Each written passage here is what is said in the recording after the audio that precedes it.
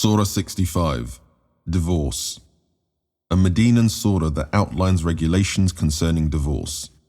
The surah strongly urges people to observe God's regulations and guidance. To reinforce this, they are reminded of the fate of earlier disobedient peoples and the rewards of the obedient. God's power and knowledge are emphasized at the end. In the name of God, the Lord of mercy, the giver of mercy. Prophet, when any of you intend to divorce a woman, do so at a time when their prescribed waiting period can properly start, and calculate the period carefully. Be mindful of God, your Lord. Do not drive them out of their homes, nor should they themselves leave, unless they commit a flagrant indecency. These are the limits set by God.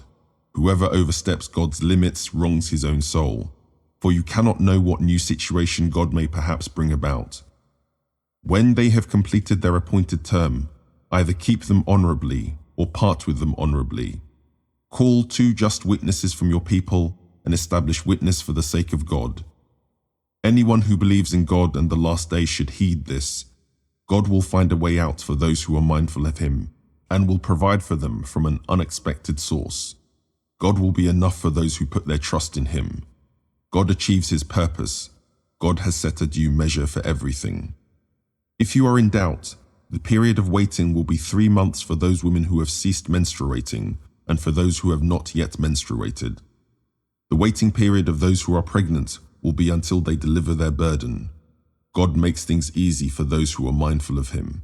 This is God's command, which He has sent down to you. God will wipe out the sinful deeds and increase the rewards of anyone who is mindful of Him. House the wives you are divorcing according to your means, wherever you house yourselves, and do not harass them so as to make their lives difficult. If they are pregnant, maintain them until they are delivered of their burdens. If they suckle your infants, pay them for it. Consult together in a good way. If you make difficulties for one another, another woman may suckle the child for the father. And let the wealthy man spend according to his wealth. But let him whose provision is restricted spend according to what God has given him. God does not burden any soul with more than He has given it. After hardship, God will bring ease. Many a town that insolently opposed the command of its Lord and His messengers, we have brought sternly to account. We punish them severely, to make them taste the ill effect of their conduct. The result of their conduct was ruin. God has prepared a severe torment for them. So you who have understanding, you who believe, beware of God.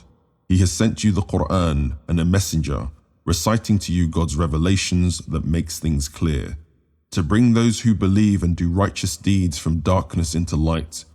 God will admit those who believe in Him and do righteous deeds into gardens graced with flowing streams, where they will remain forever. He has made good provision for them. It is God who created 7 heavens and a similar number of earths. His command descends throughout them.